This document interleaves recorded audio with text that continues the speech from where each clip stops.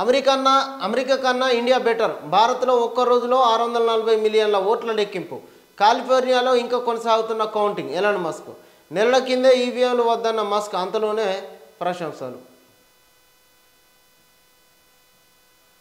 తప్పులు లేకుండా data entry survey బాధ్యత ప్రజలదే. ఎన్యూమరేటర్స్ రాకపోతే పిలిపించుకోవాలి. డాటాతో సంక్షేమ పథకాలు అభివృద్ధికి చొరవ. పొన్నం ప్రభాకర్. ఎలాంటి పొరపాట్లకు తావియొద్దు. డోర్ లాక్ వలసదారుల వివరాలు సేకరించండి. అవసరమైతే ఫోన్లో మాట్లాడండి. చివరి దశకు సమగ్ర కుటుంబ సర్వే. హాస్టళ్లలో ఫుడ్ పాయిజన్లపైన ఫోకస్ పెట్టాలి. కలెక్టర్ల వీడియో కాన్ఫరెన్స్లో డిప్యూటీ సీఎం భట్టి. సమగ్ర కుటుంబ సర్వే చివరి దశకు చేరుకున్నది. ఈ నేపథ్యం లోపల ఎట్లాంటి పొరపాట్లకు తావు లేకుండా వాటి డోర్లకు ఎట్లాంటి పొరపాట్లకు కూడా తావియొద్దని చెప్పేసి కలెక్టర్లకు సూచించడం జరిగింది. ఈ డాటా ఎంట్రీ ఎట్లాంటి ఇబ్బంది లేకుండా ఎట్లాంటి పొరపాటు లేకుండా నిర్వహించాలని చెప్పేసి భట్టి విక్రమార్క సూచించడం జరిగింది.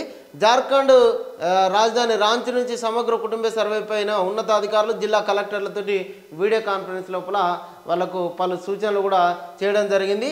ఇది ఇంకొక విషయం ఏంటంటే హాస్టల్లో జరుగుతున్నటువంటి ఫుడ్ పాయిజన్ల పైన విద్యార్థులు అనారోగ్యానికి గురై హాస్పిటల్లో పడుతూ చికిత్స పొందుతున్నటువంటి ఆ అంశాలపైన కూడా పలు సూచనలు కూడా చేయడం జరిగింది. ఇది ఇప్పటివరకు ఉన్నటువంటి ఇక నేటి నుంచి పార్లమెంటు శీతాకాల సమావేశాలు. వచ్చే నెల 20వ తేదీ వరకు నిర్వహణ. వక్ఫ్ సహా 16 బిల్లులపైన చర్చ. జమిలీ ఎన్నికల బిల్లు ప్రవేశపెట్టే అవకాశం. అదానీ అవినీతిపైన చర్చించాలని అఖిలపక్షంలో ప్రతిపక్షాల పట్టు.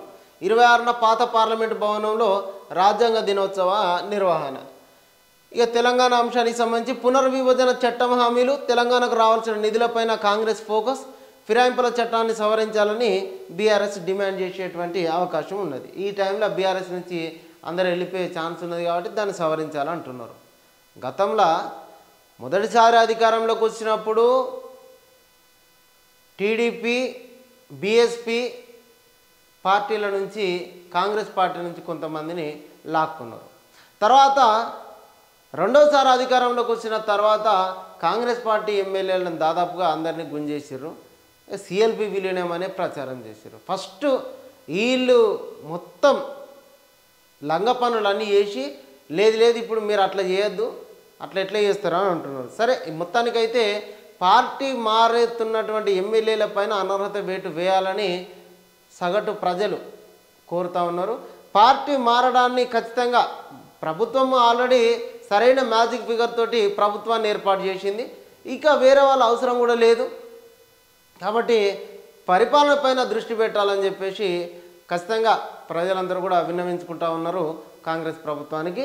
ఆ దిశగా ముందుకెళ్ళి ప్రజాప్రభుత్వం ఏడాదైన సందర్భంగా అదేవిధంగా రానున్న 4 ఏళ్ల లోపల 6 గ్యారంటీలకు సంబంధించినటువంటి అంశాలను పూర్తిగా నెరవేరిస్తే మరో 5 ఏళ్ల పాటు కాంగ్రెస్ పార్టీ ఉంటుందని కూడా కాంగ్రెస్ శ్రేణులంతా కూడా భావిస్తూ ఉన్నారు. ఆ దిశగా పరిపాలన పైన పూర్తి శ్రద్ధ పెట్టాలని కూడా కోరుకుంటారు.